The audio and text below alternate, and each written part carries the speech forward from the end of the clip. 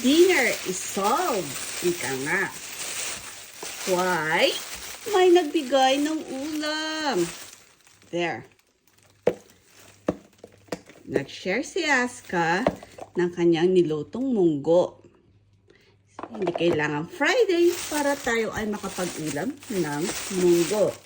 At dahil alam niya mahilig din ako sa ulam na may gata, yan. Kinataang langka.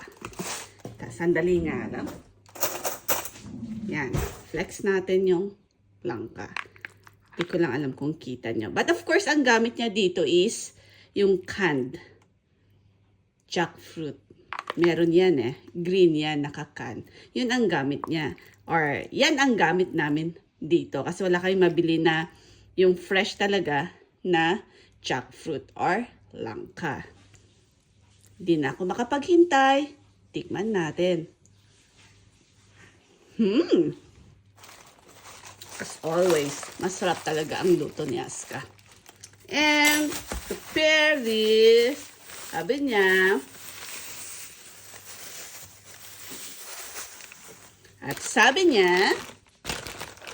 yan,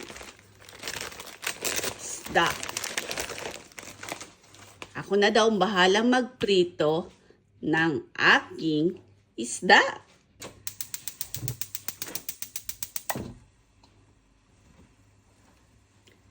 Gamit tayo dyan ng used oil. Yan.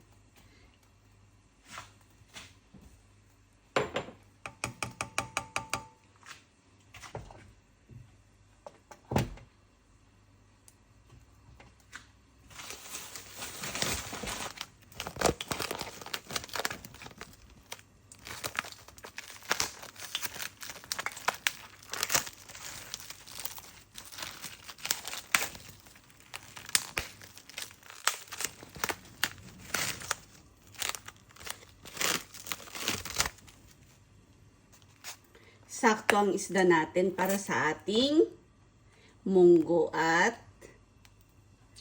tinatangang. Ayan.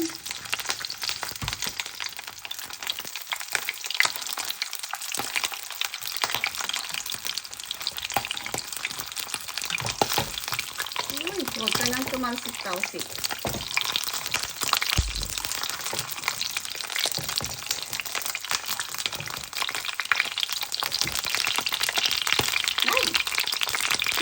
Buhay pa ang isda.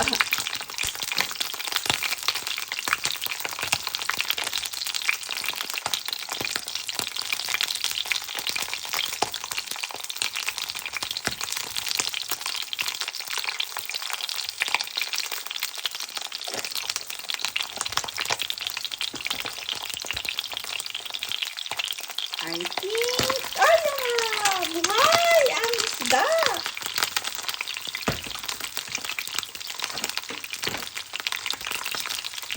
Sabay na natin. Naku po. Talsik-talsik.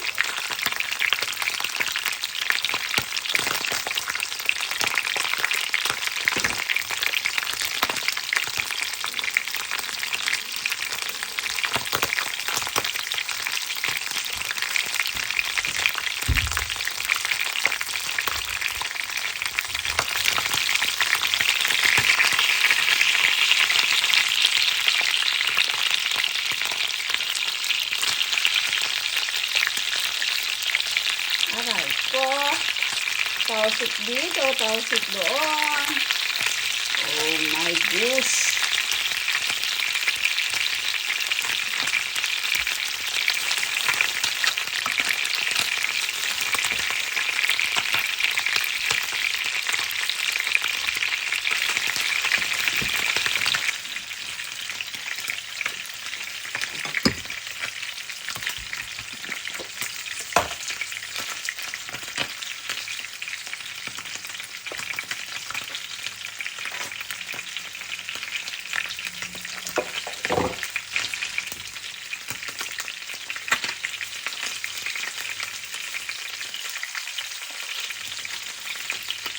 Ang laki ng sahog, oh.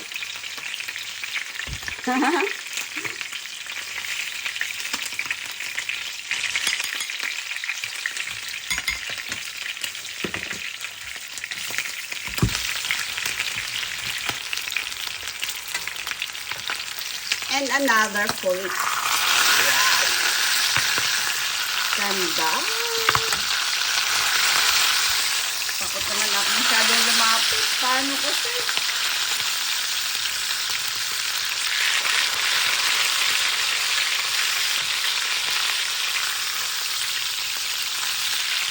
Tumatalsik. Buhay!